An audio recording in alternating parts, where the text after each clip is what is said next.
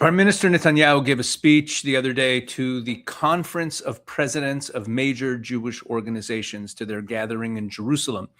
And I'm not going to play the whole speech. It was a good speech. He dealt with a lot of different issues, so it was a wide-ranging speech. But I want to play an excerpt of it where he deals with a few issues. And I'm going to pause it in between two of the issues. So first, the first section I'm going to play, he talks about the situation with Iran, and then he talks about the situation with Gaza. So let's have a look at that. Several components that we believe are important not only for the security of Israel, but for the security of the world. The United States, the region, the world. The first is that all enriched material has to leave Iran. The second is that there shall be no enrichment capability, not stopping the enrichment process, but dismantle the equipment and the infrastructure that allows you to enrich in the first place. And the third is to deal also with the questions of ballistic missiles. There's an MTCR limitation of 300 kilometers, and Iran is supposed to adhere to it. Of course it doesn't, as the Rising Lion operation by itself manifested. Everybody knows that. And the fourth is dismantle the axis of terror that Iran has built. It's been smashed, but it's still there. It's trying to recover, as Iran itself is trying to do. And the last thing is, remember Ronald Reagan's dictum vis-a-vis the Soviet Union? Trust but verify, distrust, distrust, and always verify. So there has to be real inspections, substantive inspections, no lead time inspections, but effective inspections for all of the above.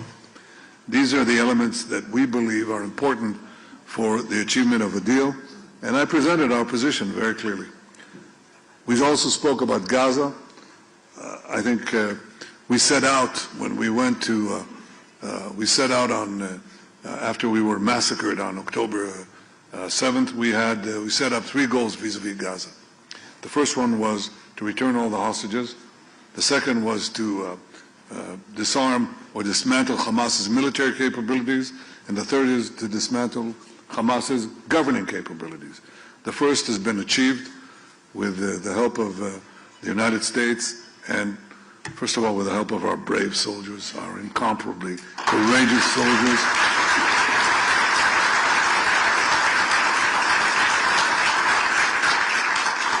The support that we got from President Trump and his team, the support we got from you and so many around the world, and the decisions that we made not to cower and not to submit to the pressures that were put on us from outside and from inside. We stood our ground. We got every single one of these people out, including the last hero, Rani Gvili, incredible hero. But there are so many others. We stood our ground there. We also stand our ground on the other two things that have to happen. Under President Trump's 20-point plan, when we move to Phase B, what has to happen is that Hamas must first be disarmed, and then Gaza must be demilitarized. Disarmed means that it must give up its weapons, not main weapons. And what are the main? People said heavy weapons.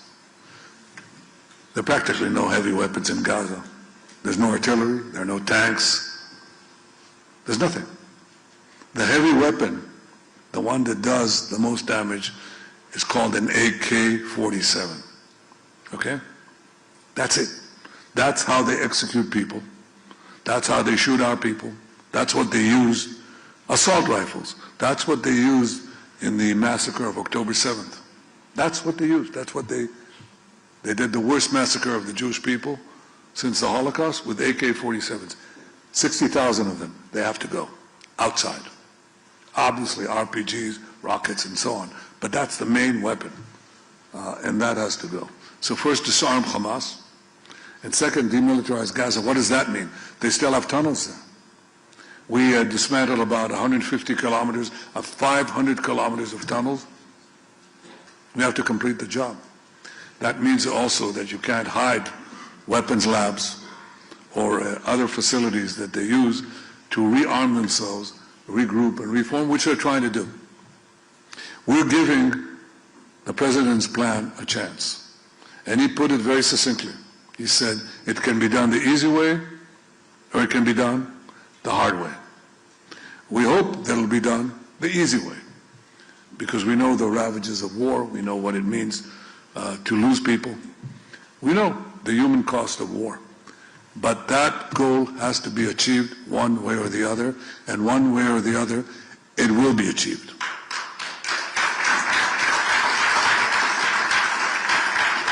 In the meantime, when there's a ceasefire, it doesn't mean that we can't do anything. They attack us, including yesterday and today. We killed 13 terrorists. We act in response. We don't wait, we just do. They don't have a free rein, but we are giving them the time, giving the ISF, the International Security Force, and the President's Board of Peace and the various groups, various bodies that are under it, giving them the opportunity to try to do it the easy way. Again, we shall see. And it will be done. Gaza will not pose a threat ever again to the state of Israel. Okay. I appreciate the sentiment.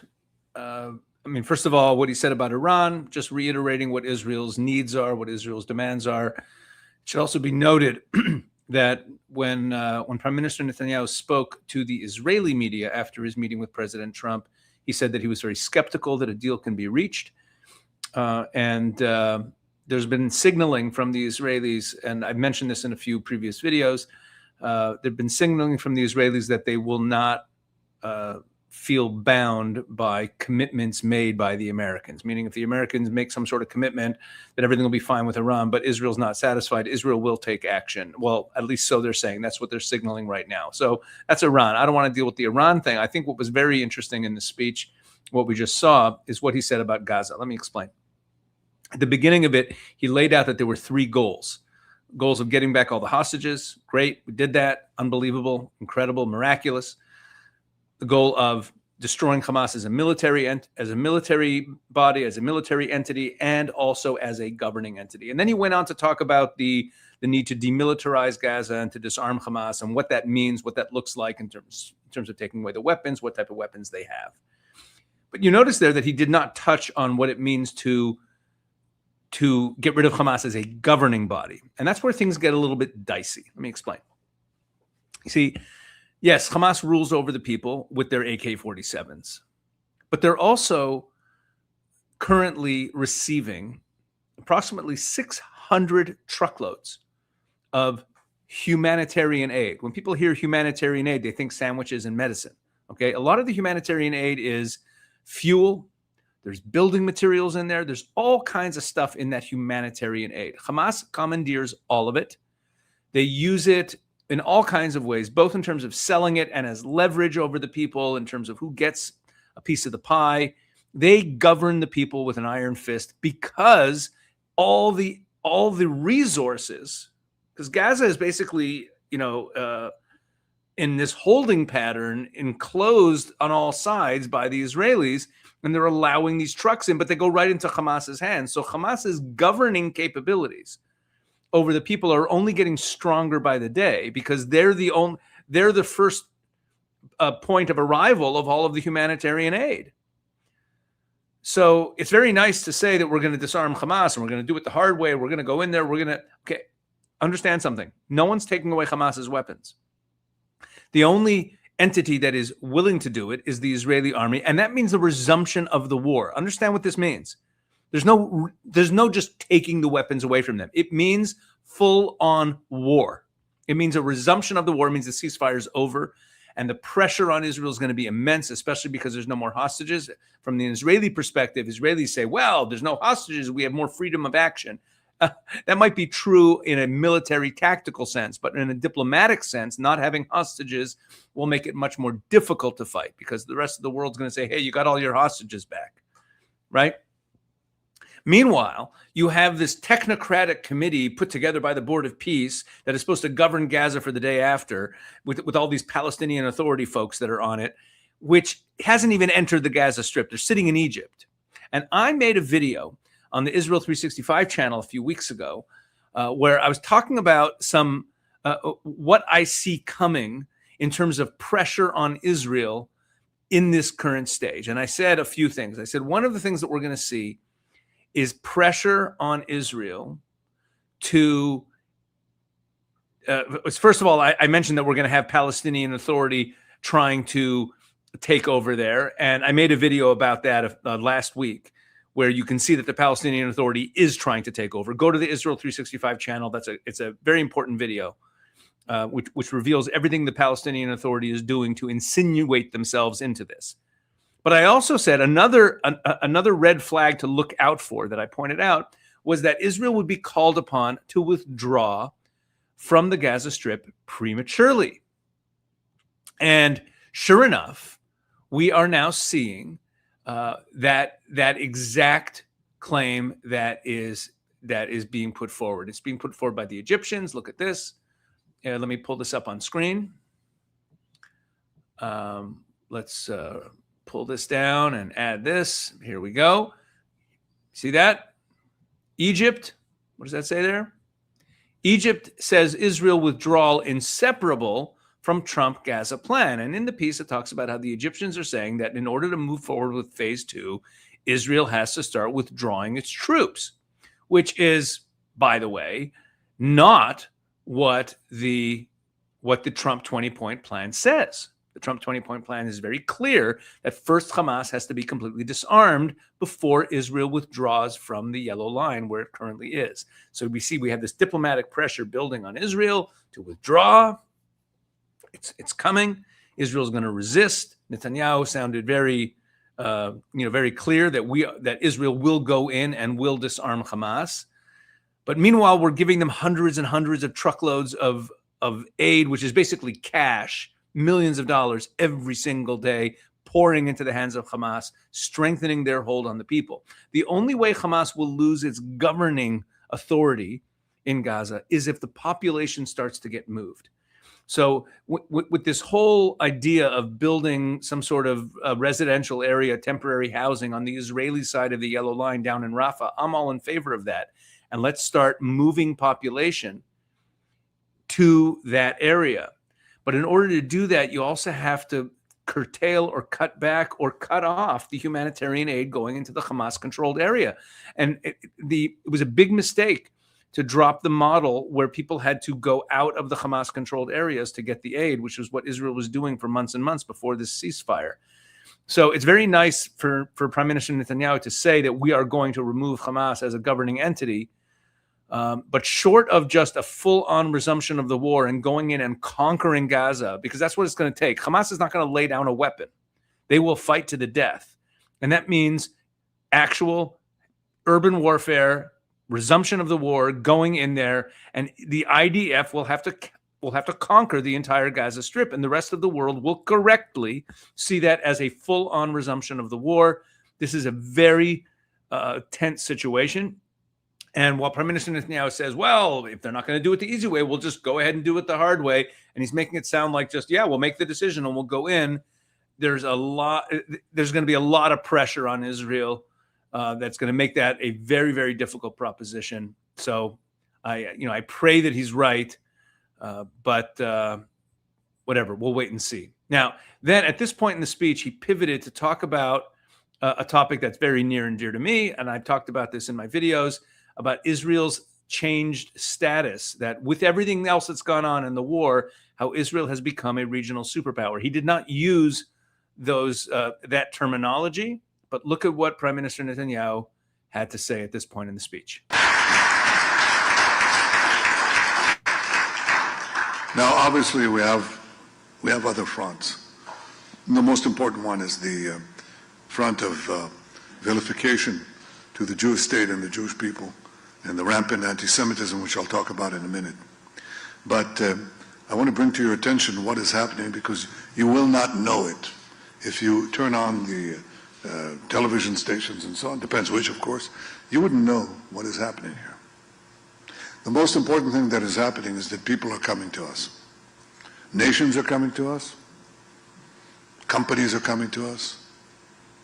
Enormous economic powers are coming to us. Israel has been ranked by The Economist, not a particular fan of me or of the State of Israel in recent years, but it ranked the Israeli economy among the 3 most vibrant economies in the world, just now. Now this comes after 2 years of war. 2 years. It's our longest war. It's even longer than the War of Independence. 2 years of being savaged in the international media and so on, in the UN and all these associated bodies. Our economy is growing rapidly. Our stock market is at an all-time high. The shekel versus the dollar is at almost at a 30-year high. Inflation is going down. There's very little of it. Interest rates have gone down. Not enough. More. But it's at 4% now. It'll go down further. And the investments in Israel are huge. Now, why is that happening? 1, because we run the economy responsibly. We know how to do that. 2, because we have the war showed the prowess of Israel, the enormous capacities here, the high-tech, deep-tech capabilities that astonish the world. That is not only in the military field. It has immediate consequences in the civilian field, and people understand it. So they come here. Now, as said, countries come here. Chancellor of Germany was here at his initiative. We'd like to talk to about our defense industry, in which they want to invest a very, very large amount of money. Who's coming here next week? Narendra Modi. Tremendous alliance between Israel and India, and we are going to discuss all sorts of cooperation. Now, India is not a small country. It has 1.5 billion people. In India, Israel is enormously popular. Enormously popular. Did you know that? Yeah, you do. Good. I'm glad you know it. But I want all of you to know it. So there's Prime Minister Netanyahu talking about the strength of Israel's economy and the new alliances, and there's a lot of significant developments there. First of all, this alliance with India is very important, and he didn't even lay out why. You see, besides the fact that India is a very large country and it's an important ally, India also stands opposed to Muslim forces on its border, most notably Pakistan. But the most important aspect of an Israel-India alliance is the IMEC corridor. The IMEC corridor is the India, Middle East, Europe corridor, which is the United States' answer, or President Trump's answer, to China's Belt and Road Initiative, where China is trying to build a land corridor for shipping, for land shipping, running from the Far East all the way through Europe. Okay, and to counter that, there's this trade corridor that's being built from India through the Emirates. It was meant to run through Saudi Arabia. It's unclear if it still will. But then it would run to Israel, from Israel to Cyprus to Greece, up into Europe, bypassing Turkey. Okay, and this is a project that's being worked on, called the IMEC corridor, and that's probably going to be a big part of their of the talks between Prime Minister Netanyahu and Narendra Modi. It was a big part of the talks between Netanyahu and the Greeks and the Cypriots at their summit meeting back in December. Okay, so this is a big piece of Israel being the linchpin in this big strategic trade alliance, and India plays a major role there. In terms of the strength of the Israeli economy that he was talking about, I just want to share with you one graph. Take a look at this. This is the Israeli stock exchange over the course of the last year. Okay, now again, bear in mind that we've been fighting a war. A huge percentage of the workforce has been in reserve duty. I mean, a larger percentage than, a big percentage compared to the normal amount of people who are on reserve duty. And you'd think that the economy would be suffering. The tourism industry, which is one of Israel's biggest industries, has collapsed. And yet Look at Israel's stock market. The Israeli economy is booming right now. And, he talked about Germany being interested in Israel's defense industry. Germany has purchased somewhere between $6 and $10 billion worth of Israeli defense material, weaponry, and air defenses over the course of the last few months. Greece has purchased another $4 billion or more. There's other countries that have been buying Israeli weapons, and then you have this $35 billion natural gas deal. Egypt is buying natural gas from Israel. I mean, this has all happened in the last few months. These deals that I'm telling you about. Israel's economy is booming. It's becoming a regional superpower. It's become a regional superpower. And that's a topic that I've been talking about a lot. I think it's really important to understand, and it affects the military decisions. So when I talk about how Israel is going to make some tough decisions, or Israel might defy the world and go in and wipe out Hamas, even though there's going to be all this criticism, remember that with all of the criticism in the media and the social media, at the level of states, at the level of countries, many powerful countries are drawing closer and closer to Israel. So Israel is going to have a lot more backing on the world stage than people are used to, meaning diplomatically, these trade relationships make diplomacy a lot easier. So these are Israel is getting stronger. These are important developments, and Prime Minister Netanyahu's speech was really worth listening to. All right, thanks for listening. Thanks for enjoying this channel. Please tell everyone else about it, and like and subscribe and all that, and check out all the content we're putting up at Israel 365 News YouTube channel. God bless.